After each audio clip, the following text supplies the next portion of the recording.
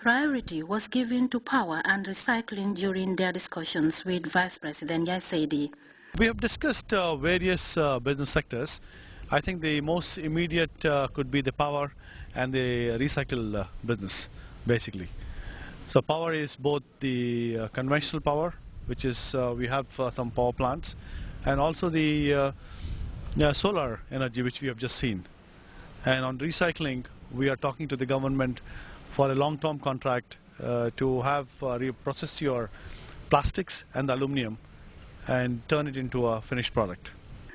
The Vice President wound up the day's activities with a visit to the Dubai Tower.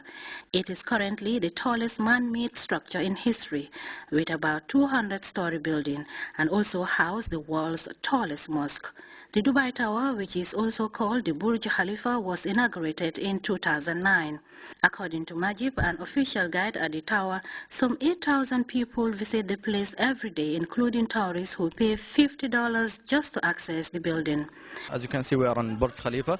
Burj Khalifa is the tallest building in the world. And at the moment we are at the top of Burj Khalifa. This is the highest point. As you can see, you can look at Dubai from here, and you can see all the development here in Dubai. The Dubai fountain also caught the attention of the visiting Gambian delegation in Dubai. It is a large display of water jets guzzling out of a puddle at the foot of the Dubai Tower next to the Dubai Mall. The fountain shoots water jets as high as 150 meters, equivalent to that of a 50-story building. The fountain is 900 feet long. The songs and music accompanying the display range from contemporary pop to classical music.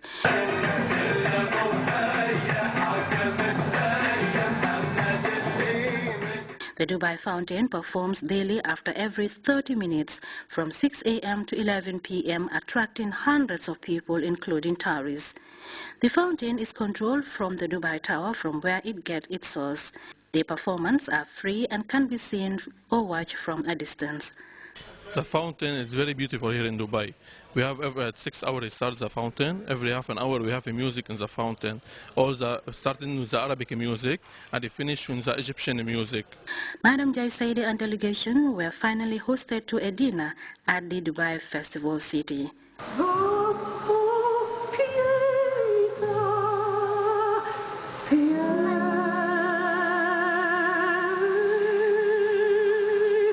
Mama J, Grts.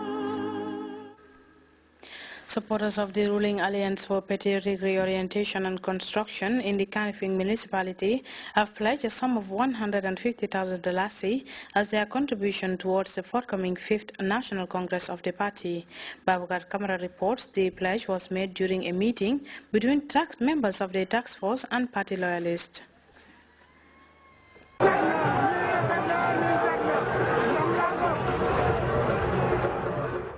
Brought to bear with a knack to transform the country and brought to the forefront of democracy by stern political vanguards, stand firm and upright for a party surviving 19 years of progress and service to its electorate. Its progressive stance of consultation has recently taken a task force on a country-wide tour meant to gather facts on the party's political structures, with an increasing role of sensitizing its members on the 5th forthcoming APRC Congress. Speakers such as the Speaker of the National Assembly and the task force chairman, Honorable Abdoulaye Bojang and Honorable Fabakary Tombong Jatta respectively, spoke on the unprecedented developments registered by the APRC party within the past 2 decades. But we are unanimous in what they refer to as review of attitude should there be consolidation of gains registered. Other speakers such as the APRC National Women and Youth Mobilizers, respectively Mayor Yankuba Koli, Ajay Jatta and Per Minte, both spoke on the stance of the APRC government and its rapid development compared to some 30 years ago, when there was much to be desired on the country's infrastructure. Pledges emanating from the party members within the Kanifing municipality to support the Congress, some up to over 150,000, with prominent pledges emanating from the women groups and Councillor Serif Sar of Old Joson Ward, with respective sums of $50,000 and $20,000. Other pledges emanate from party stewards and supporters. Babukar Kamara, GRTS. Gambia Chamber of Commerce and Industry is playing host to a team of Italian business executives who are in the country to explore investment opportunities. The potential investors on Monday took part in a forum jointly organized by the Chamber and West African Constellation Program. The interface dealt mainly with means of enticing the visitors to invest in areas like capacity building, construction, agro-industry, fabrication and food production. Samuel Ba reports.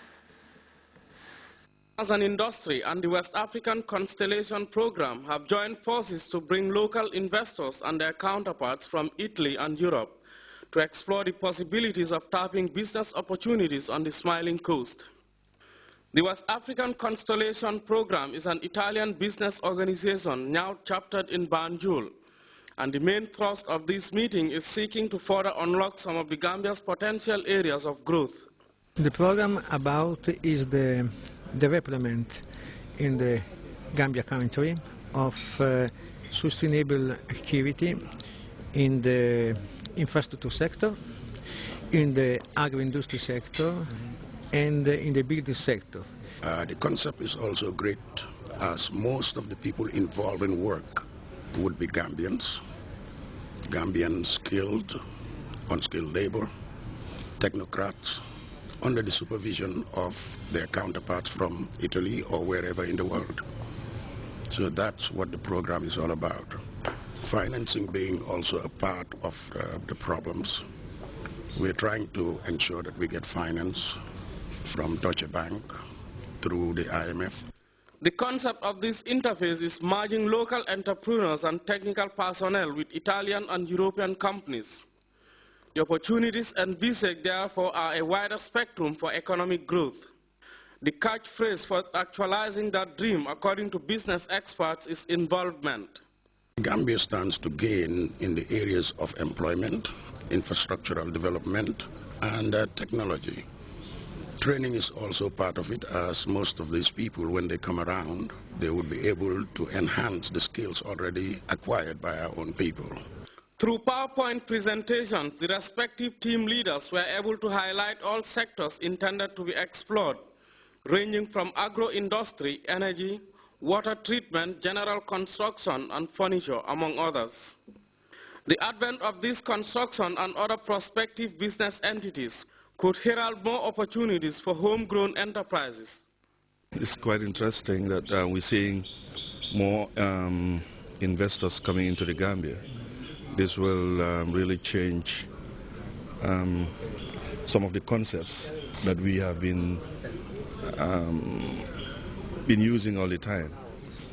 We understand these guys or these companies are coming to bring their own products, and we want to make good use of their being here in the Gambia.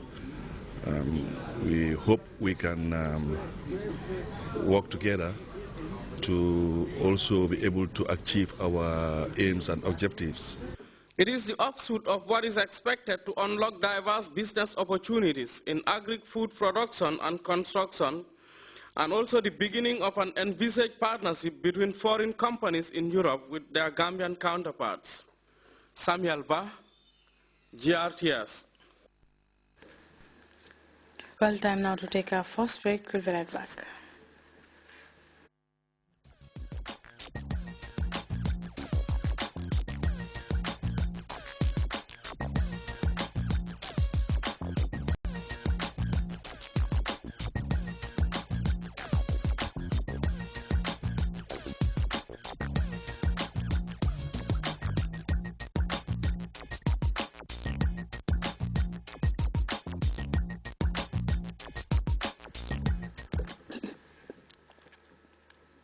Welcome back. Egypt's powerful defense minister and head of the Supreme Council of Military Forces is set to become the country's new leader. The army chief has now been promoted to the rank of Field Marshal. The military council has also named Field Marshal Abdel Fattah al-Sisi as its candidate in the forthcoming presidential elections. But as we hear in this report by CFI, some Egyptians are worried about the military's move. This is Egypt's top military council's choice to run as their candidate in the presidential elections.